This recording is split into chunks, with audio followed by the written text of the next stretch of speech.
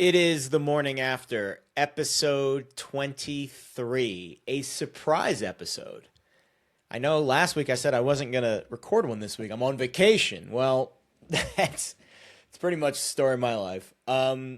So we are going to record an episode this week, and I'll tell you why in a minute. But first, I'll give you a quick rundown of what we're going to be talking about today, because I think this actually is a very important episode. Let's call it a pivot. Let's call it a transition episode. Let's call it a preview of what's to come. So obviously this is our first Sunday without the NFL in quite some time. The morning after no football. The morning after the NBA All-Star Weekend, which I think is an interesting talking point, which we'll get to. It's also a few mornings after more breaking news in the college football world regarding eligibility, NIL, and all that fun stuff. And also some colleges actually hitting the transfer portal, not just athletes, but some colleges. And we'll get to that a little bit later. And also some college hoops news, as again, this show will start to dip its toe in college basketball. I don't claim to be this big expert, even though I did work in college basketball and followed around FAU for a couple of years, and LaSalle. So I do have a lot of experience covering it and betting it, but it's not something I do year round. So I always caution people when they take my college basketball advice, it's coming at it from a very, I don't want to say novice perspective, but definitely limited perspective, because I've not been paying attention all year. You could also make the argument that I'm not biased by things that happen in November and December, and I'm looking at the market, looking at the teams with a fresh slate, which conference season tends to be. So it is what it is. I will give you some opinions on college basketball and betting it and who I think is going to win and maybe some fades, blah, blah, blah. That'll all, of course, come as we move forward into late February and early March. But first, let's start at the top. Again, episode 23 of The Morning After. It's our Jordan episode. The reason that I am doing it this week, and again, if you were been a loyal listener, been listening to us for the last, at least week, you thought I was going to take a vacation this week and take a week off. Well, I was on vacation this week. I did go down to Florida. I did another 48-hour fast. I was actually fasted on the plane down to Florida, which was interesting because I was sitting in Mint on JetBlue. I had travel credit. I can't really usually afford it, but I was fortunate to get a Mint ticket down there. And so saying no to all of the first class amenities, free booze, free meal, all that stuff that you don't usually get back in coach. But made it down to Florida on Tuesday night, reconnected with a lot of my family, celebrated my mom's 70th birthday. Happy birthday, Mom. I love you. We had a nice party for her. I saw my sister and her kids and her family, saw some friends.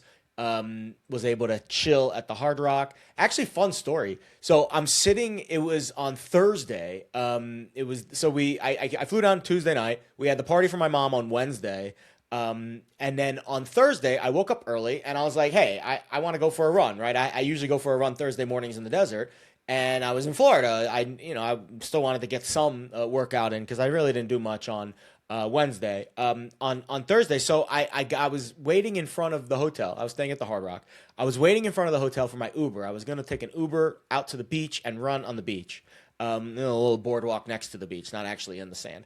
So I'm sitting there waiting for my Uber, and out of the corner of my eye, I see this grown man like staring at me, and I'm like, okay, well, either he's trying to rob me or he like recognized me, or maybe he's gay, he thinks I'm attractive. I don't know. And he walks up to me and he's like, are you Jared? Like, I follow you on X. I love your college football picks. So you never really know who is listening and who is watching. That caught me off guard. It made my day. It was awesome. Because that never happens to me. Like, that's probably the first time that's happened to me in over 2, maybe 3 years. When it was it was probably back in maybe 2022. So it was almost 4 years ago. When I was in Scottsdale for a friend's bachelor party. I was at some random club in Scottsdale, at some beach club, some day club, and some guy walks up to me. He's like, "You're Jared from Pickswise, right?" So that was the last time that's happened to me. It's been 4 years since someone has spotted me out in the wild. So I forget his name. He followed me on Instagram. Very nice gentleman. He's from Canada, plays poker. We had a little chat. actually a caddy on the Corn Ferry Tour. So I said, hey, if any of those guys ever walk in hungover one morning, you sent me a message. We'll be fading them in the markets. But one of those fun moments. So that was kind of the recap from vacation. I flew home Friday morning, got back on track on Saturday, had a nice little gym session, and then Sunday today kind of got back in my routine, started my fast tonight, of course, recording this on Sunday night as we get ready to release something for you guys on Monday morning. So I thought, you know what? I'm back in my routine. I need to continue to stay consistent with this podcast because I've not only committed to the loyal people who have followed me, and I know I don't have this gigantic following. I see what the numbers are on Spotify. We've got some decent people listening. Like there's a few. And then on YouTube, I would say it's the same. And then, I've got about 200 people signed up to the newsletter. So, it's a nice little circle. And I'm not trying to take over the world here. Like this isn't, pardon my take. This isn't, some kind of big grossing podcast yet, keyword. But I wanted to stay consistent. And I wanted to continue to flex that muscle. And the way that I thought I was going to go about it is to treat this more like what I'm used to doing when I worked for prior shows and when I do my morning show for Fox, which is to kind of recap what's happening in the world. I know we've been very football focused, very game centric, previews, predictions for the bowl games, Super Bowl playoffs, NFL. Now we have a chance to get a little topical, and I can actually, give my opinions. And I've been doing this a little bit. Like if you've been listening to the show, like we've been doing this over the last few weeks. We get topical at times where, we'll mention the big stories happening in sports, things that are maybe controversial. I'll give you my takes on it. But that hasn't been the majority of the show. The majority of the show has been a lot of analyzing, handicapping, previews for football. Now we have a chance to kind of widen the lens, talk sports. I don't necessarily think we're going to talk politics, but sometimes it seeps its way into the conversation. We're obviously going to talk a lot about the legal side of sports, the business side of sports, the money side of sports. These are things that interest me. These are things that I think affect the sports world at the highest levels. And that's how we're going to treat the show going forward. I also think it makes the show more marketable for some kind of network to pick us up, which is the goal. The goal is to get this show on some kind of platform where I get to showcase my talents as a broadcaster with over 20 years of experience covering news and covering sports at the local TV, regional TV, and national TV radio level. And that's my goal. And we're putting that goal into the universe because I think it's going to happen. And I think the show is damn good. I think the feedback I've gotten from this show has been very positive. I'm not trying to reinvent the wheel here. I'm just trying to showcase my talents. I've tried other ways. I think I've been successful in other ways. I think this is what I do best. I think the things that I do best are watch the sports that are happening, understand what's important, what matters, the truth behind the story, and then deliver that to you in an entertaining and engaging way.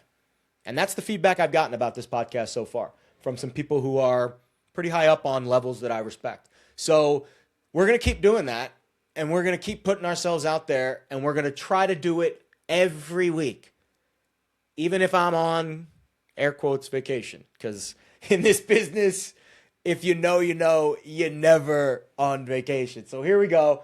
The NBA All-Star Weekend. All right. I mean, listen, let's just dive right in because I'll be honest.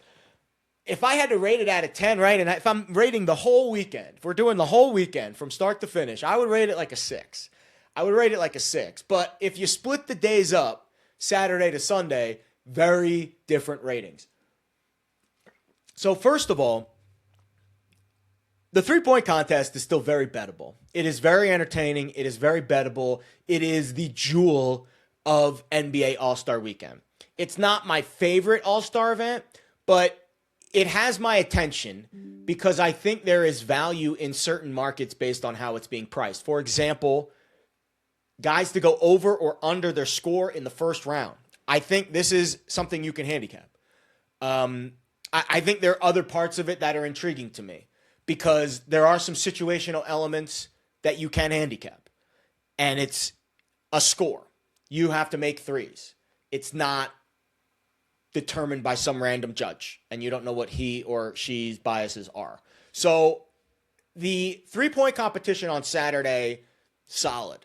I watched it. Congrats, Dame Lillard. Knipple, right? A little TSS there in the final round, tight sphincter syndrome. We expected that. Him and Booker, or Lillard and Booker went back and forth. Dame not playing all year and winning the three-point contest. I think that was a good idea by the NBA to let him compete. I mean, he's a two-time defending champ, and he said he wanted to compete, and I thought it was good for him. I love the answer he gave after the competition, where he said, he wanted the opportunity to go out there and put a little pressure on himself. And play in front of the fans again, right? Like, that's a different level than just rehabbing in the gym with nobody there, from the torn Achilles. So I admire him for doing that, and I hope he wins it again next year, because 4 in a row, that'd be pretty sweet. The dunk contest, I think, is dead. I think that is my biggest takeaway from NBA All-Star Weekend. The dunk contest is dead. And I know exactly what they need to do to revitalize it. And it's really simple, actually. And the way that I'll lay it out for you is by talking about the best all-star event in sports. Hands down. Not even close. It's the Home Run Derby. Number 1, in all accounts, undisputed. Here's why the Home Run Derby is the best all-star event in sports. I'm going to give you the last 10 winners. And then I'm going to tell you the last 10 winners of the Slam Dunk Contest. And I will let you, the very educated sports audience, tell me why the Home Run Derby is the GOAT. Cal Raleigh, Teoscar Hernandez, Vlad Jr., Juan Soto, Pete Alonso, ×2, Bryce Harper, Aaron Judge, Giancarlo Stanton. Here are the Slam Dunk winners in the last 10 years. Keshad Johnson, Mac McClung, ×3, Obi Toppin, Anthony Simons, Derek Jones, Hamidou Diallo, Donovan Mitchell, Glenn Robinson III, and Zach LaVine twice. I think those names speak for themselves. On the baseball side, I see a lot of all-stars, gold glovers, World Series champions, MVPs. On the NBA side, it's guys that are barely in the league. G-leaguers, hired guns, mercenaries, trying to put on a show. If the NBA wants to save the dunk contest, I need Giannis. I need LeBron. I need Ja Morant. I need the stars. I need the best players in the sport to step up and figure out a way to save this thing. Because my youth in the 90s, the Vince Carter, it's over. Even the Nate Robinson, which was a little bit later on, still kind of a part of my youth. In the last decade, I mean, we've just gone completely off the rails. We have turned this thing into a complete circus, a sideshow, an afterthought. It's easy, fellas. Adam Silver, very easy to save the dunk contest. Give me the stars. I don't care what you have to do it. Money, fame. These guys are already as famous as possible. Give them some kind of extra benefit. I don't know. Figure it out. Figure out a way to give me Giannis and Ja and all these guys in the dunk contest. And Wembanyama, I mean, goodness gracious. So as we leave that avenue of the dunk contest is dead and how we can fix it, we get to Sunday, which the bar after Saturday night was so low. I did not expect anything of the All-Star game. I was pleasantly surprised. To be fair, I kind of tuned out, during parts of it. I had it on one of my screens, and then I had other things on other screens. I was watching the college hoops. I was actually watching Dune. I'm obsessed with that movie. It was on. But it was on. I had it on, and I thought Noah Eagle did a great job calling the game. He has honestly been unbelievable during this entire weekend. Incredible broadcaster. And it was interesting. I didn't hate the format. I didn't hate the USA versus world concept. Wembanyama is unbelievable. I haven't watched a lot of NBA this year, but his story of how he had the blood clot, went to go recover with Shaolin monks in China, which I've been listening to a lot of Buddhist podcast teachings recently because it's just such a fascinating, I've been doing a lot of fasting. It's part of their culture. So I thought that was an interesting part of his story. And he comes back this year, and he's unbelievable during the regular season. Obviously, one of the best players in the sport immediately. And he brought that energy level, and the rest of the guys kind of responded to that. And it was interesting. It had some buzzer beaters. It had some walk-offs. It delivered some drama. And I don't know if that's a format that they're going to continue with the round robin and the USA versus the world. But it's funny what happens when guys actually show up and play hard. You have the best players in the sport showing up, playing hard. It's kind of funny how that turns into a pretty decent product. It doesn't happen a lot during the regular season. These guys take nights off all the time. It has not happened recently during the All-Star game, but it happened last night. And it wasn't a terrible product. So, salute, NBA. Listen, I've been very critical of the NBA and the way that they've gone about their business lately. I am not opposed to admitting when I'm wrong about something. I had zero expectations for this All-Star game, especially after the dunk contest flop on Saturday night. I was very pleasantly surprised. I thought the All-Star game delivered at least some drama. If you're an average fan, there's no football today, right?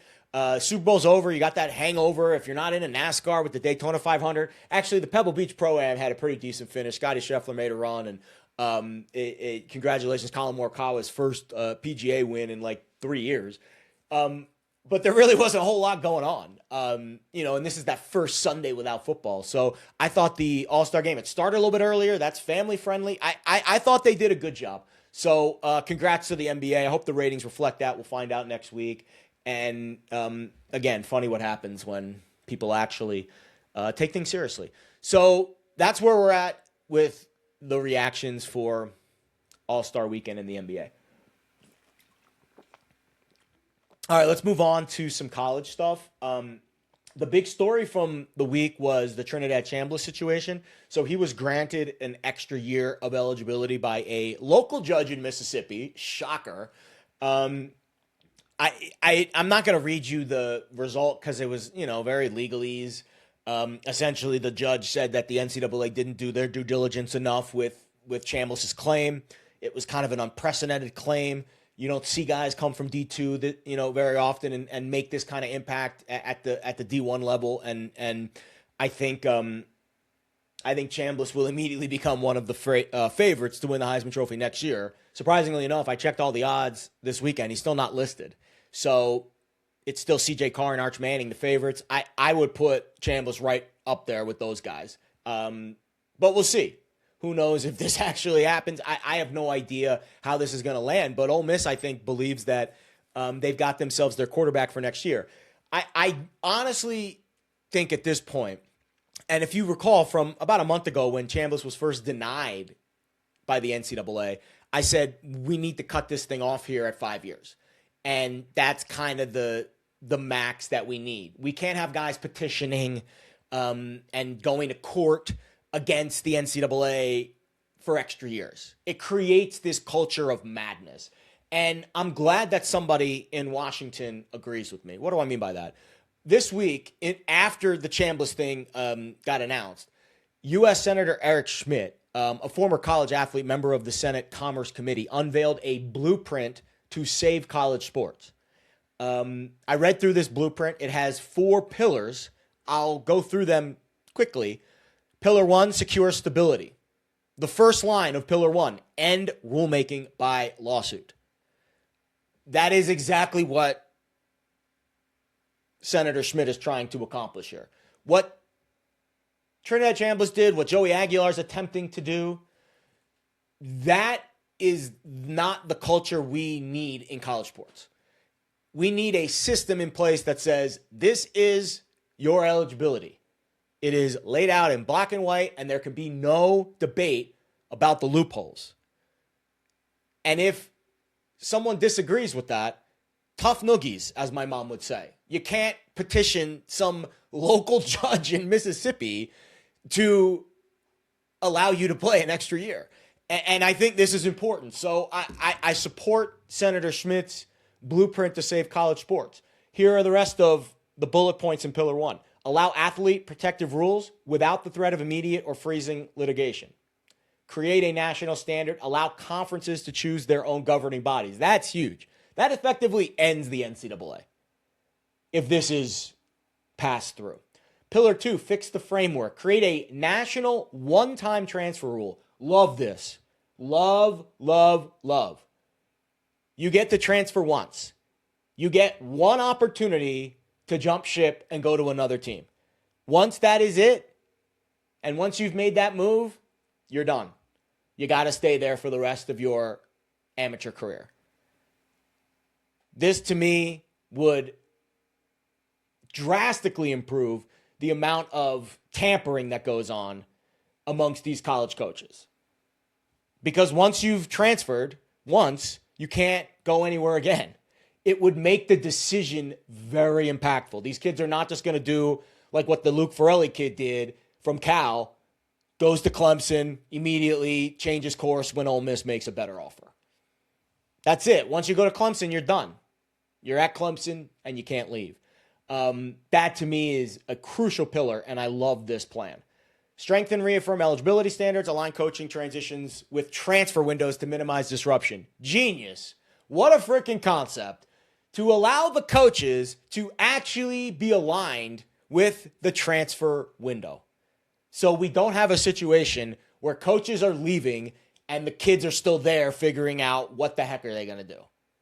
You actually allow the transfer window to begin when the coaching transaction and transition period begins. Genius. Pillar 3, protect players and non-revenue sports. Protect Olympic and women's sports by requiring schools to maintain a certain number of varsity sports, essentially a Title IX. Restore NIL to its original purpose. Authorize direct compensation from schools to student athletes. Ensure NIL compensation is rendered a fair market value. Good luck trying to figure that out. Prohibit sham contracts. I mean, I'm in favor of all of these things. You need a very intense accounting firm, and I know that they've already started this process of weaving their transactions with accounting firms to figure out if the market value is fair.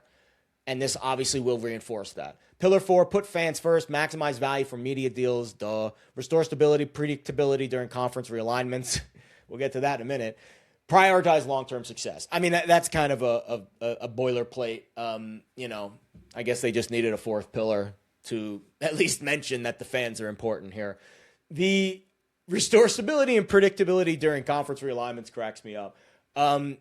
So I think we had some news this week of another conference change, and it's kind of it's interesting, but it's also insane, and then it's also funny. It's kind of all three of those things. It's interesting because Sacramento State. So the news is Sacramento State's joining the MAC. There's some kind of buy-in process. I forget the exact amount. But Sacramento State, for football only, will be joining the MAC. So it's insane because of the travel. So now Sacramento State and all these middle-tier MAC schools are going to have to be flying back and forth to Sacramento for God knows how long. And Sacramento is going to have to be going back and forth in between California and random insert Midwest city here in likely Ohio, Indiana, or Illinois. I honestly don't know how they'll have the budget for that. We're already seeing Rutgers' budget get absolutely decimated by all the travel in the Big Ten and all the things that they have to deal with when they go from a school that really doesn't have a big budget for sports and then gets bumped up to the Big Ten, which is like one of the biggest budgets for sports in the entire NCAA. So it's insane because I don't know how they're going to find the money for it. But listen, Sacramento State's been a program on the rise recently. Maybe they have some big donors. Maybe they'll be able to figure it out. It's funny because now every year Sacramento State's going to play Ball State. And that just made me laugh because I have the sense of humor of an 8-year-old still. I'm a child trapped in an adult's body. So Sacramento State, welcome to the MAC. Welcome to MACtion. Can't wait to see what the trophy game will be called when Sac State plays Ball State.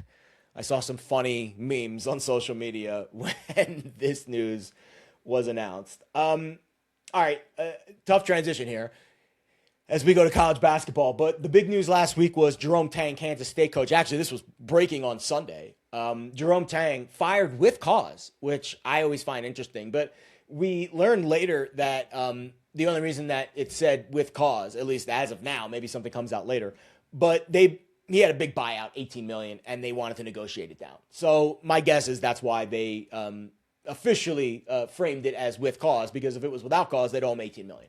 And my guess is they are going to reduce that buyout significantly. He'll get paid walking out the door, and Kansas State's looking for a new head coach. It kind of caught college basketball off guard based on the reactions to it, right? He made the Elite Eight a few years ago, hasn't been back to the tourney since. Not having a good year, 10-15. They're kind of a bottom feeder in the Big 12, even though they got PJ Haggerty from Memphis, who was a big-time portal get. The defense is awful. And I pulled a clip for you because I think this is the reason that he was fired, or at least it kind of makes sense to me why he was fired, because this was Tang after their 30-point loss to Cincinnati last week. This was embarrassing. These dudes do not deserve to wear this uniform. There will be very few of them in it next year. I'm embarrassed for the university. I'm embarrassed for our fans, our student section. Yeah, so obviously tough ending. They lost the other day, and he got fired on Sunday. The reason I mention this, actually twofold. One, Big 12 is really tough this year. I think there's a decent chance that the national champion comes from the Big 12, or at least one or two Final Four teams. I know the SEC is really good, but man, the Big 12 is absolutely loaded. Houston, Texas Tech, just Iowa State. I mean, just loaded. Top 10 team, multiple top 10 teams. Arizona, even though I don't trust them in March. The second reason I mention this is because now we get this doesn't happen often, right? You don't see high major college basketball coaches fired in season very often. Now we get a little bit of a situational angle playing out perhaps on Tuesday when Kansas State hosts Baylor. I don't know who the interim is.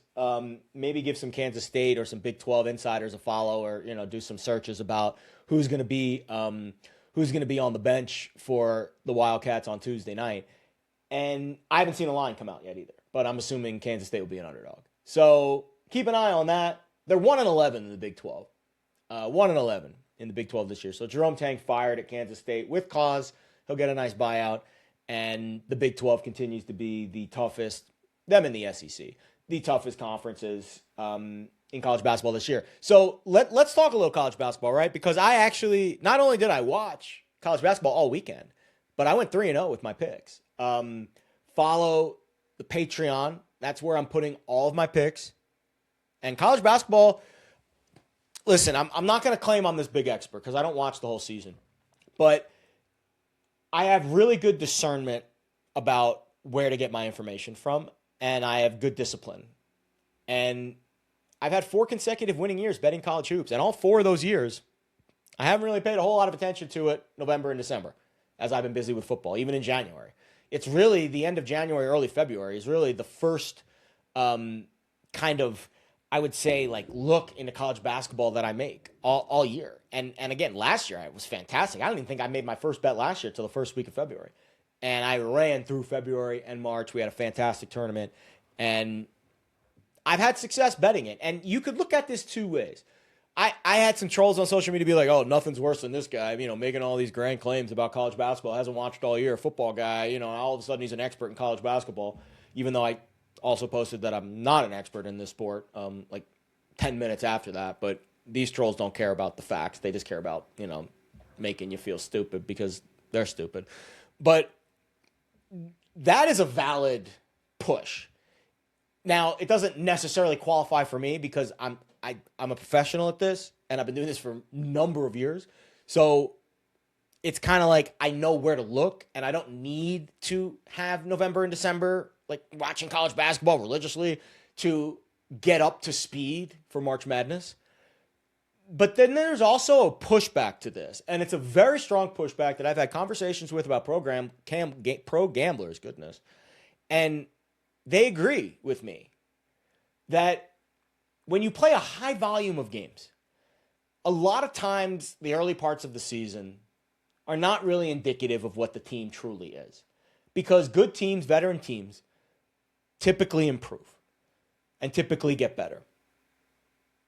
And they don't always have their rotation set in those early months. So you might be watching in November the high major tournaments, right, that are Thanksgiving and right around Christmas time. And you're watching players that aren't even playing come conference season. So I think there is an argument to be made that if you're if you know college basketball, you're not some kind of sports newbie. Like, I've been watching and betting on college basketball for like 20 years.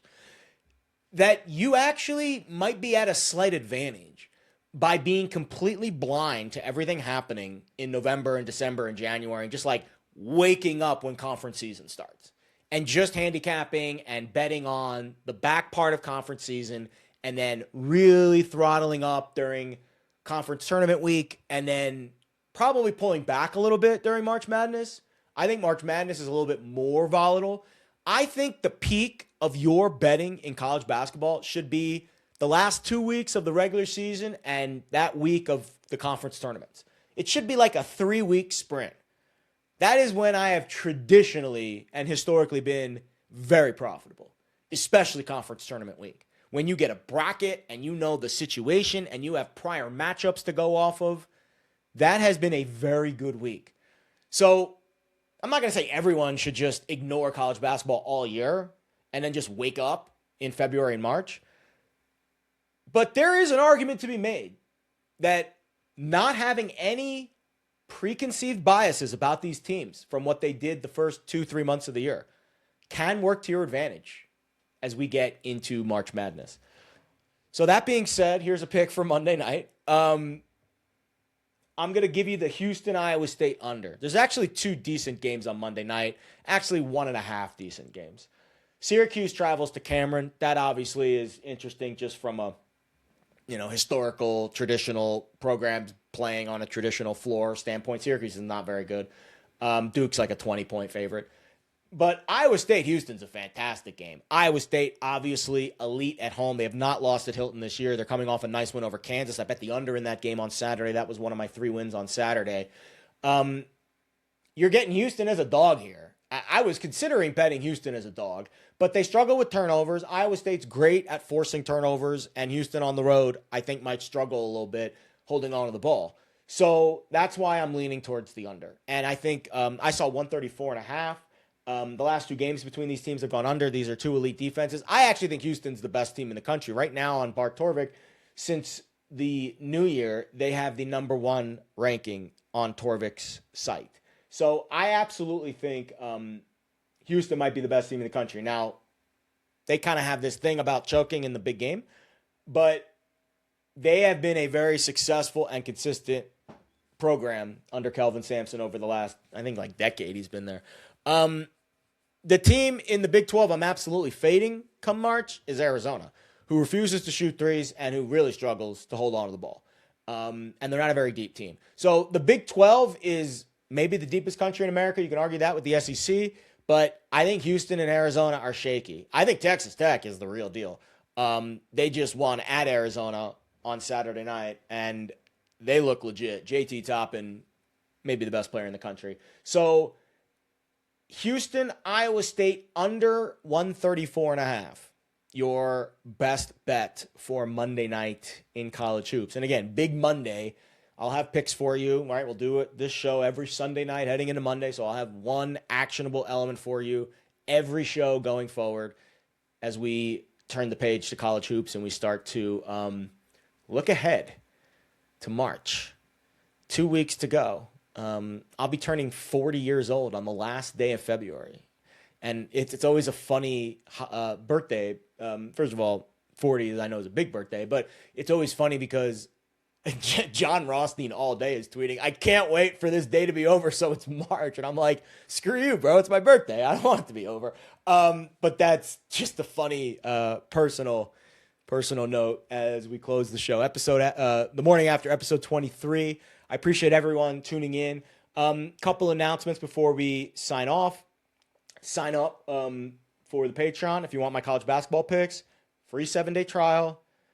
And then it's $20 a month. If you were with us on Saturday, you already paid for a whole month going 3-0. You sign up for a 7-day trial today, gets you through almost the end of February, and then 1 month gets you through almost the entire tournament. It's $20. I'm doing a lot of work handicapping these games and trying to get you guys some winners. And there's also other stuff I post. I do some live streams. and all my gambling charts and things, my nerd stuff, I post, all the betting stuff goes onto the Patreon. The Substack is starting to get up and running. Here's what I'm doing with the Substack. I have already, surprisingly enough, started my prep for the 2026 NFL season. How do I do that? It's a 4-step process. Step 1 is this month.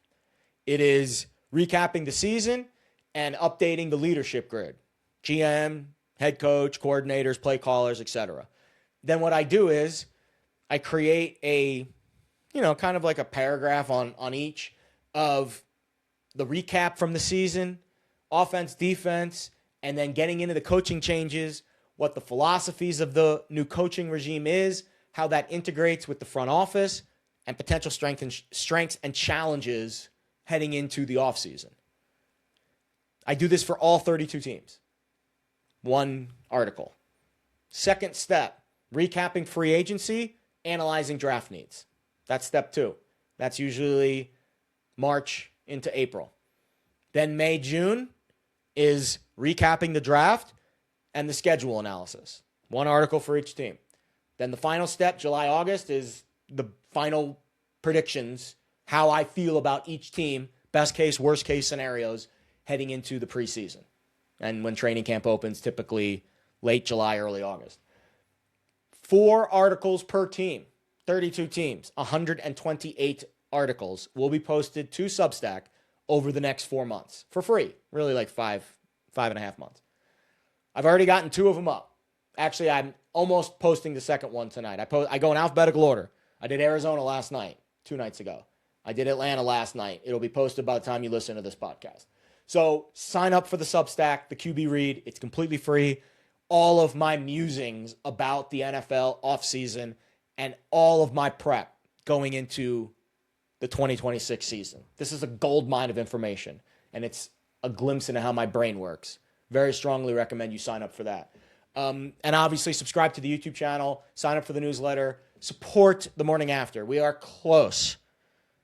We are so close to pushing through another portal, another layer.